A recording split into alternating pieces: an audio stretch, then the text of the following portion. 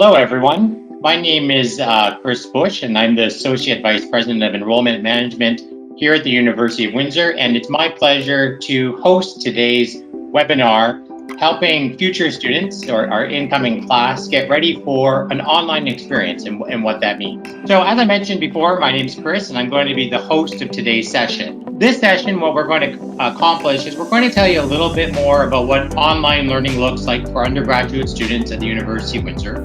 We're going to try and answer some of the most common questions that undergraduate students have about online learning. We'll cover some of the common misconceptions of online learning, talk about hints and tips, share some resources, etc. Just as I wanted to mention again, this session is specifically for undergraduate students that have been admitted to one of our programs and will be joining us in the fall term. And at the end of the session, you'll be able to ask us a question. So think about those now. I wanted to take a moment to introduce you to our panelists. First, we have Kennedy, who graduated from our Honors Modern Languages program with a year abroad, studying German in 2019. She completed a certificate in second language education in 2020, has been working with us in enrollment management for the last 2 years. I'm also pleased to have Tanya, a learning specialist and academic advisor from the Department of Integrated Biology at the University of Windsor's Faculty of Science. She's a microbiologist by training. Her research is focused on the effect of learning in science, developing microbiology learning materials, and is a large advocate of open educational resources and online learning. Also, we're joined with Bonnie Stewart, an educator and social media researcher who's interested in digital networks and what it means for institutions and society. She's an assistant professor of online pedagogy and workplace learning at the University of Windsor's Faculty of Education. Her current research interests include data literacies for both educators and what it means to know, learn, and be a citizen in our current information ecosystem. Last but not least, we have Nick Baker. Nick is the director of our Office of Open Learning, and he has over 20 years of experience in this space. He leads a team of dedicated online learning specialists who work across the campus to create engaging and effective online and digitally enhanced learning environments. Originally from Australia, Nick grew up in a remote location and completed much of his schooling through the School of Distance Education and later through online learning at a university. So with that, we'll get started. This panel is going to answer a few questions that we've come up with in advance, and we think that they'll answer most of your most common questions.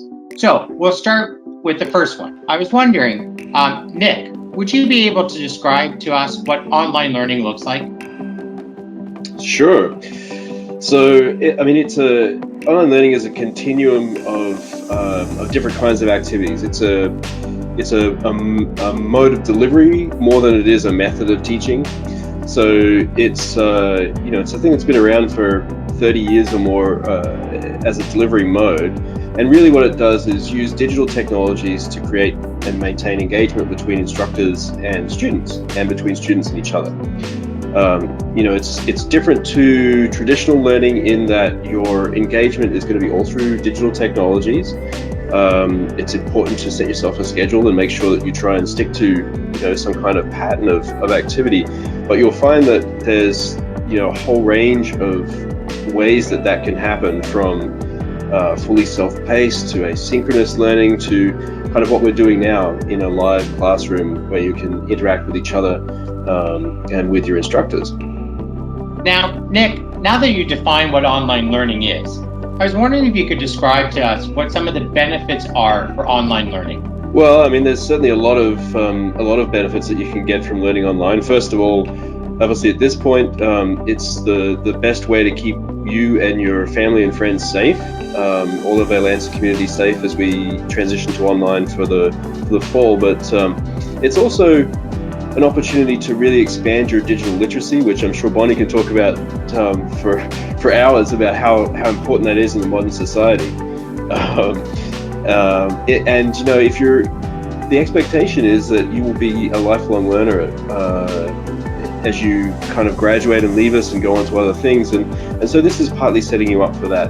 There's lots of flexibility, there's lots of opportunities to kind of improve your technical skills, your communication skills in a different kind of space. There's flexibility in the scheduling and the way that you learn, and the kinds of resources that are available to you to learn. It's also, I'm an ecologist by training, and so we think about the world as a series of networks, and there are some benefits here in not having to travel. It's a little bit more environmentally friendly in that way as well. You have the ability to stay in your home and work around your own schedule, to try and minimize your impact on the environment as well. That's great. Now, Kennedy, as a student, how did you enjoy online learning? Well, basing on what Nick talked about a little bit with the flexibility, that was a really big thing for me. I did choose to take a few online courses in my undergraduate degree. I worked aside from going to school, which I know many students do. So that just gives even a little bit more flexibility than planning your regular classes online. Even if you have live lectures, the pace is often quite different with online learning, so that allows you to do all of the other things that you might have to do aside from being a student as well. So that was a really great option. Wonderful.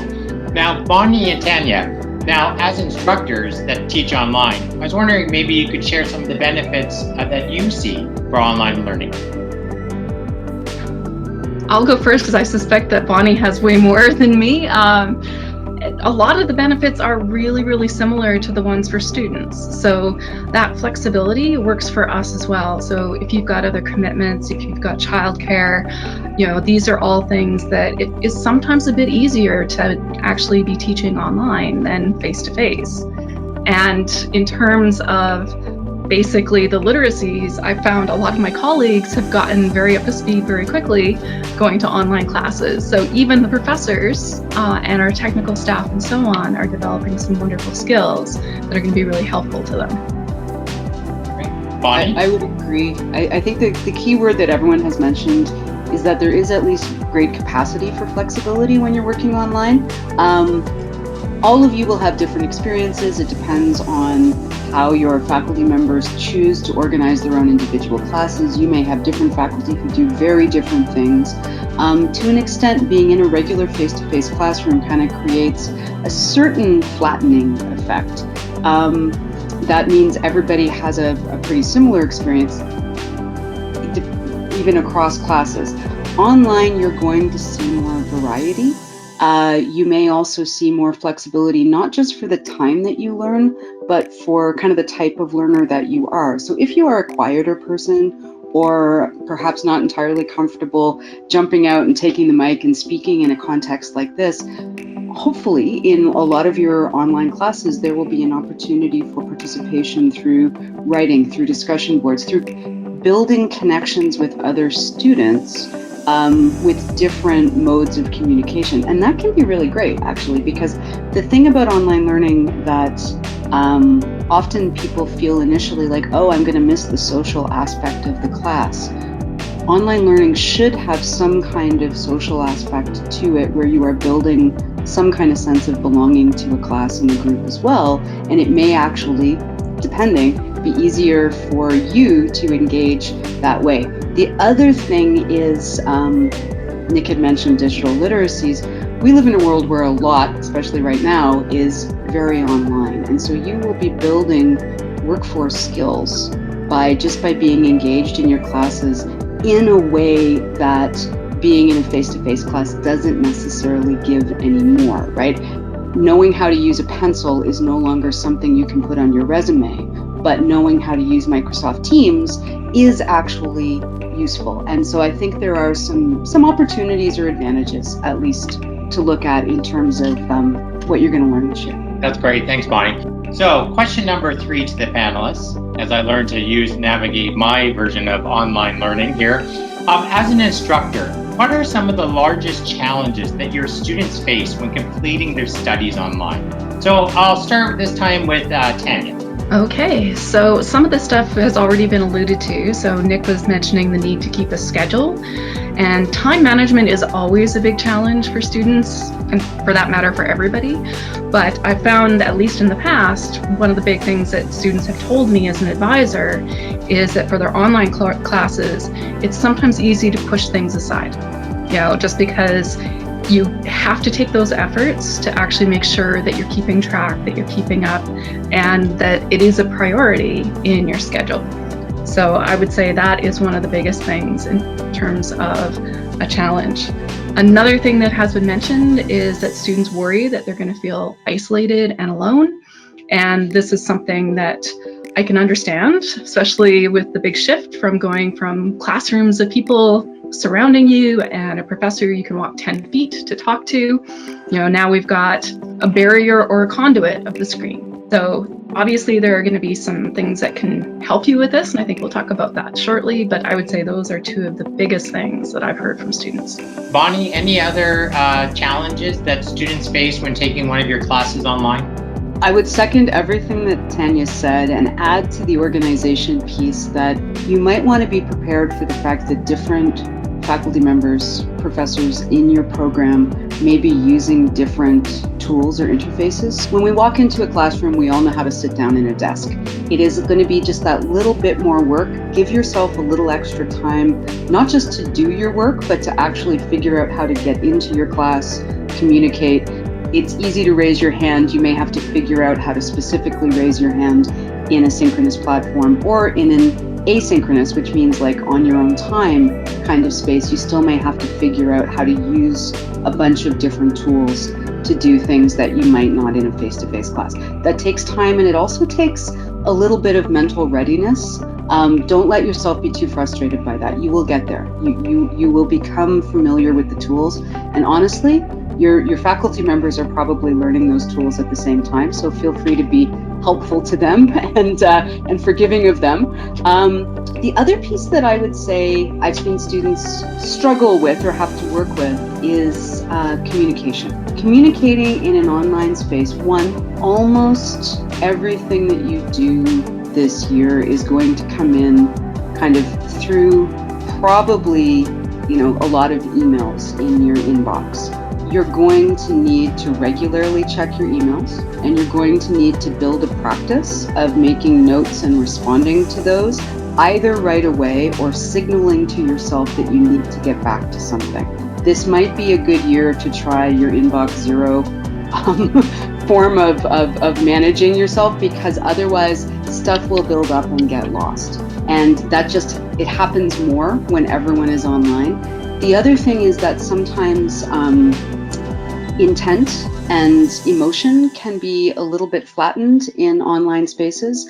And so make sure that you're finding ways to communicate positively and respectfully with your faculty members, with your classmates. Make that little extra effort to make sure that your positive attitude is coming through. I know that sometimes at the beginning of every year, I hear from faculty colleagues that they don't necessarily feel comfortable when students are just like, "Hey, prof, I want to know this."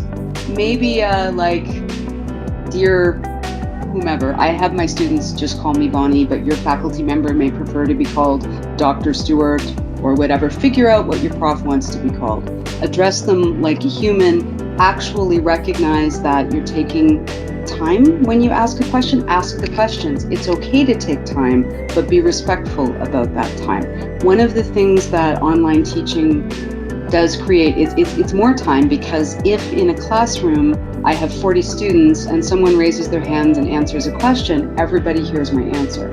If in a classroom of 40 students, 33 of you email me individually with the same question, that's taking more of my time. So check the syllabus before you ask the question, and ask in a way that's just mine. You have every right to have your questions answered, but also be aware that you are dealing with a human who is in a new environment also. That's some great recommendations. Tanya, do you have any other advice for students about online learning? I guess, again, this is sort of, we're all overlapping a bit here, which isn't surprising, but don't be afraid to ask for help. Don't be afraid to ask for advice. And if, obviously you want to make sure that it's not already answered in the syllabus or in Blackboard, where a lot of this stuff is going to be. But I know a lot of students are embarrassed to ask questions, especially if they feel like they should already know the answer.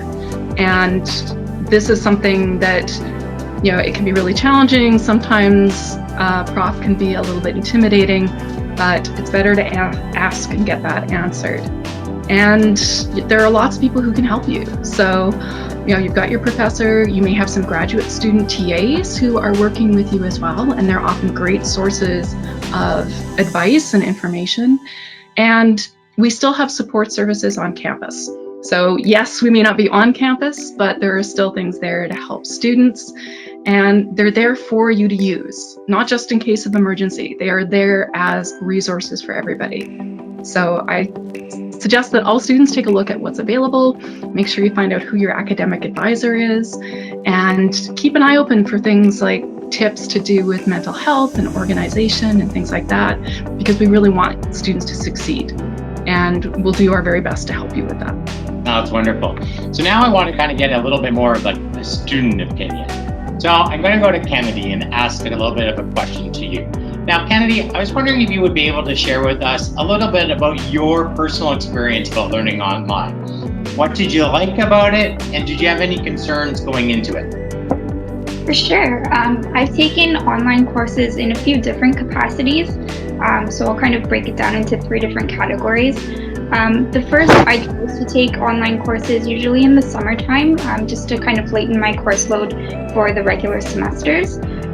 So I found with these courses, it was usually asynchronous learning, so we didn't have any live lectures, and a lot of professors actually chose to release all of the course material, all of the assignments at the beginning, and you worked through it at your own pace.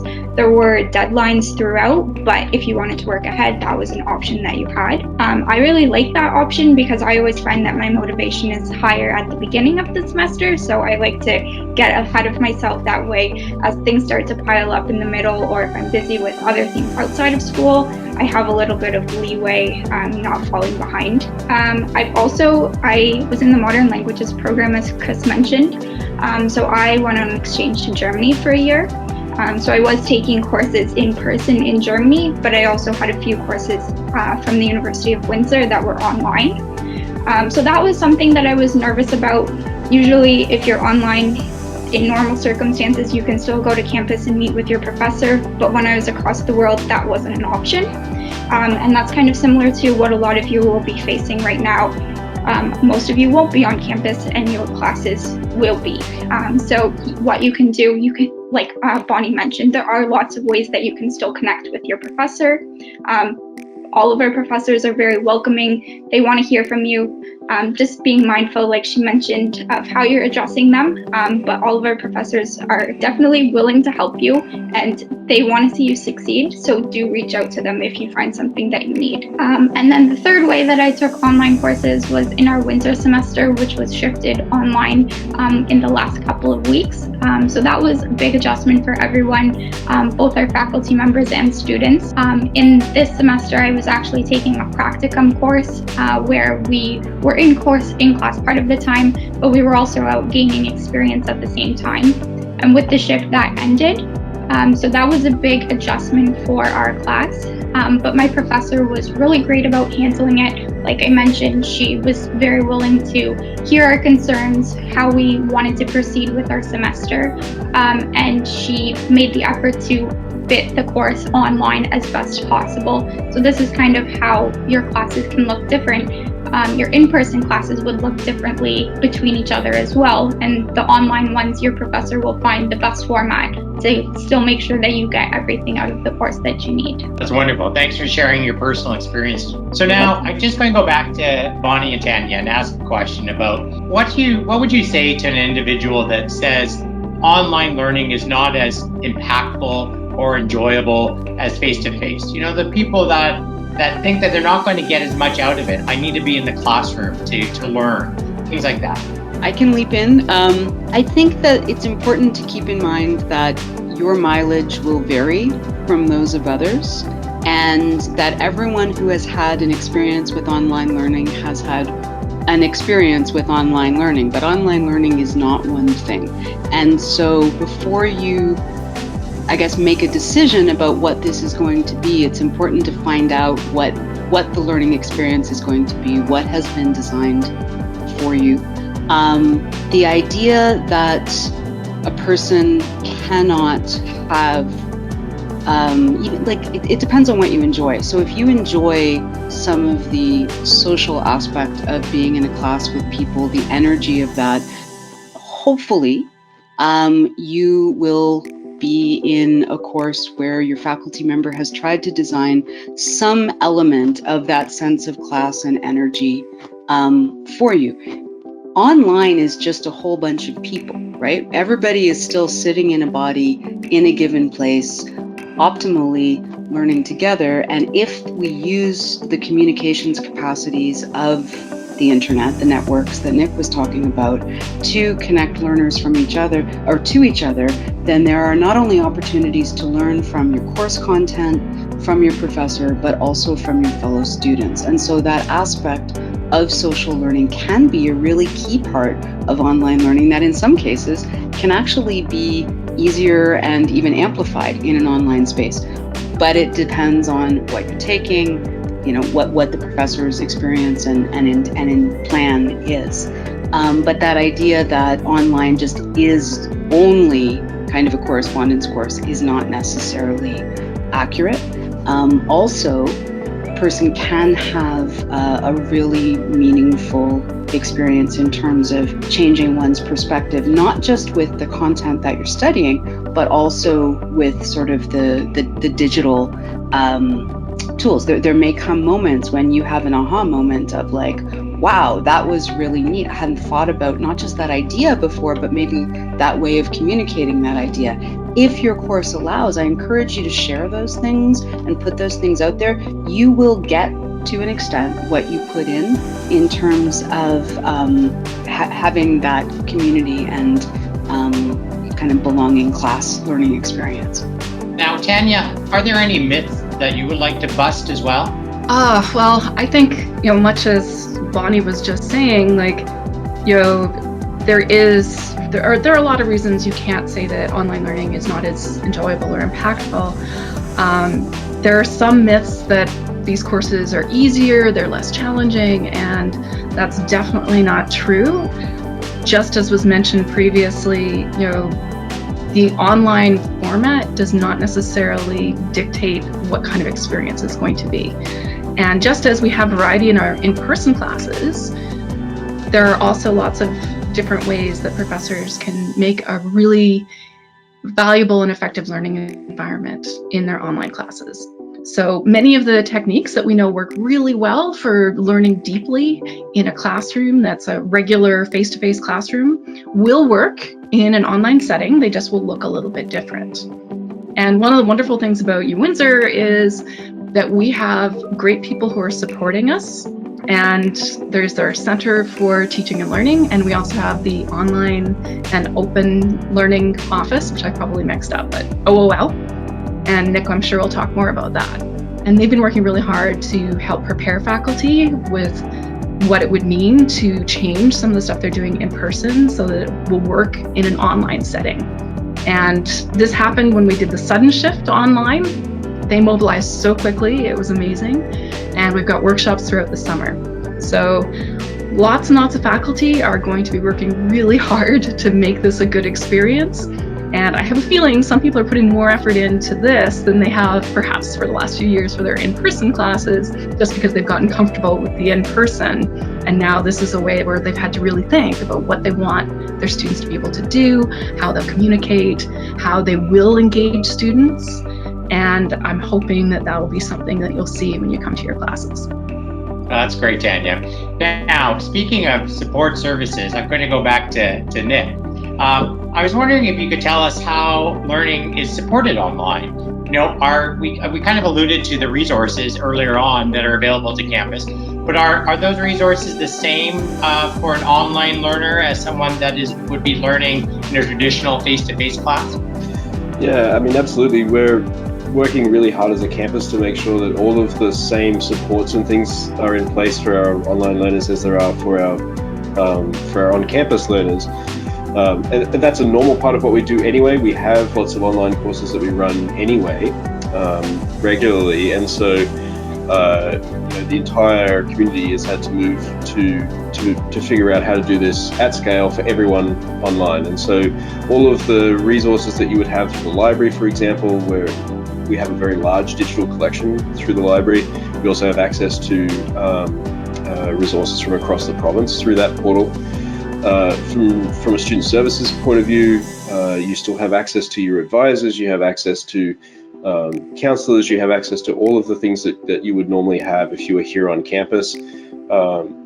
So it's been amazing to watch that transition, but it's there's lots of support available to you if you make use of it. There are peer mentors as you come in. There's lots of work that the student support services are standing up to help you with that. We're working on some other resources to help students kind of get a sense of what it feels like to be inside an online class. So I think you'll see that there are lots and lots of ways that you can get the support that you're looking for when you come to us online. Wonderful, thanks, Nick. So we're wrapping up here, but before we do, I just want to ask one question to each panelist, and I'll go around the rectangles, I guess they're in front of my face here. If I was a student planning on starting my studies this fall, what could I do? What one thing could I do to better prepare myself? Let's start with the student herself, Kennedy. I think that having a dedicated workspace is really important when you're online. So if you were in class, obviously your classroom would be your workspace, or if you were at the library or in your residence, but in your own home, you may not already have that set up. So I think taking the time to have your dedicated place, not only as a signal to yourself that when you're there, you're working, but also just to minimize any disruptions you have. If you do have live lectures, that you're able to focus on them and not distracted by other things going on in your home. Great. Now, how about Bonnie? What advice? I'm going to say believe that this is going to be a worthwhile experience for you. We want you to have a great year. There are hundreds of us all over who are around and happy to have you reach out if you find yourself feeling isolated. But make the effort to kind of commit to this nonetheless as your learning experience, and we can do it. It's going to be okay. It's going to be good. Great. How about Tanya? Words of advice. So great advice so far. I guess I would also add, make sure that you take care of your health, take care of your physical health, take care of your mental health. I know you guys will be working hard, but make sure that you take breaks, move out of your dedicated workspace for a little while from time to time. Make sure that you get some time away from your screen, and keep in contact with people who care about you. Those are all really important things to help you stay healthy and get through your studies and through your finals and so on. Wonderful. And Nick, what kind of sage words of advice do you have for an incoming student this fall? I think all of those things are fantastic. I would say there may be a tendency to try and overload yourself because you see this kind of flexible pattern in front of you, and you may be tempted to try and jam in as many other things, especially as the province starts to reopen and there's lots of things starting to come back online. You may feel like this is an opportunity for you to try and catch up on things you didn't get to do in the summer. Try to kind of minimize that if you possibly can. And then the other thing I would say is that there are lots of free kind of open resources that are around where you can test out what it feels like to be in different kinds of online classes. Have a look at some of those and just get a sense of what it might feel like. As I mentioned earlier, we'll be standing up some of our own here, but there's lots of things already available to give you a sense of the variety of experiences that you might have. That's wonderful. So as we wrap up, I just have a few closing comments, and then we'll go to the question and answers, where you can ask our panelists questions, either by raising your hand, asking a question in the question box, or the chat function. But before we do that, I just want to give you a little bit of information on some of the services that the university is still offering. So in regards to connecting with us virtually, as we're all working from home, and you get to see my home office here, but you can still connect with our recruitment team online and have a virtual coffee with them. Just visit learn.uwindsor.ca. The website is on your screen there as well. Also, if you haven't been on campus, and right now our campus is closed, you can still take a great virtual tour by visiting the website as well. Finally, our summer orientation program. Well, typically it's a little bit different, but once again, we're going with the flow and doing it a little bit differently. One's still designed for new students who are embarking on their post-secondary experience at the university. This year, Head Start is coming to you virtually. You can have your same great Head Start experience from the comfort of your own home. faculty presentation, campus resource fairs. Once again, opportunities to get involved in campus, meet all the student societies, all the clubs, everything. All this great stuff is happening starting in July. July 11th is the first day for arts, humanities, and social sciences, education, HK, and nursing and science. And then it continues for the rest of the month. So visit Head Start to sign up for a session related specifically to your faculty as well. Also, we have our version of the Google, which is ask.uwindsor.ca. If you have a question, we have an answer, or we hope to have an answer for you. Feel free to visit this website and ask any question in regards to online learning, how to register for classes, anything. It's your source of truth for the University of Windsor. We're continuing to update it. It was a great resource as we were dealing with the COVID pandemic. And so you can continue to find answers there. Even if you can't find an answer, this is a great portal to ask a question. Our staff will be able to reply back to your questions directly as well. So with that, I'm going to turn it over to our kind of Q&A section of our webinar now. So as I mentioned, we'll stay online for the next few minutes to answer questions. If you have a question, feel free to raise your hand.